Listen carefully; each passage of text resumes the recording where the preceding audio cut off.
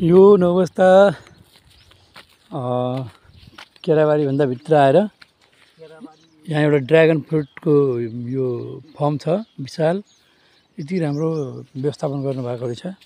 यतातिर बिचमा बाटो, दायाँ बायाँ चाहिँ माछाको ताल, अनि त्यसपछि अगाडि हामी जाँदैछौँ। एउटा कागती खेती, यहाँ ठुलो कागती खेती रहेछ। मैले पनि 1 किलो कागती किनेर अनि एउटा बिरुवा पनि, कागतीको बिरुवा पनि किनेर घर लाँदैछु। कागती बेसरी फलेको छ यहाँ। मैले हजुरहरूलाई कागतीको भिडियो पनि अब यहाँ देखाइदिन्छु। एकदमै राम्रो छ। मसँग एकजना दाइ पनि आउनुभएको छ, हाम्रो जग्गा भएको ठाउँको छिमेकी दाइ। यसरी फुलहरू ढकमक्क फुलहरू पनि फुलिरहेछन्। यसरी ड्याङ बनाएर उहाँले कागती खेती गर्नुभएको रहेछ। फल्दैछ, कतै फुल्दैछ। यो कागती चाहिँ 12 मासी कागती रहेछ। 12 महिना फल्ने। अब हेर्नुहोस् है, यो कागती अझै अगाडि यो बाटो हामी गेटतिर जाँदैछौँ।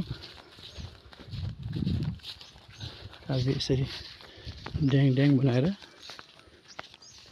यसरी यहाँ कागती लगाउनु भएको छ। अब चाहिँ यस्तै फलिरहेछ कागतीहरू। यसरी कागती फलिरहेछ, हेर्नुहोस्। ल हेर्नुहोस्, कागती यति मजाले फलिरहेछ कि। यस्तरी फलिरहेछ कागती।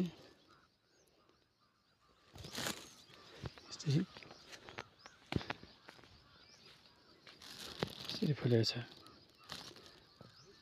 एकदमै मस्तसँग कोलपुरलाई लगभग तपाईँको पुरा पुर्याउन सक्ने खालको क्षमताले यहाँ चाहिँ कागती खेती गर्नुभएको रहेछ। एकदमै खुसी लाग्यो फर्ममा आउँदा। अमेरिका बसेर अमेरिकामा रेस्टुरेन्ट चलाएर नेपाल आएर अमेरिकाको रेस्टुरेन्ट अमेरिकामा रेस्टुरेन्ट चलाउनुभन्दा बरु आफ्नै देशमा गएर कृषि खेती गर्छु। कृषिमा एउटा क्रान्ति ल्याउँछु, कृषिबाटै केही गर्न सकिन्छ भन्ने सोचका साथ उहाँ चाहिँ अमेरिकाबाट यहाँ आएर यस्तो खेती गर्नुभएको रहेछ। एकदम खुसी लाग्यो। हेर्नुहोस्, कागतीहरू यसरी फलेका छन्। यसरी फलिरहेछन् कागती।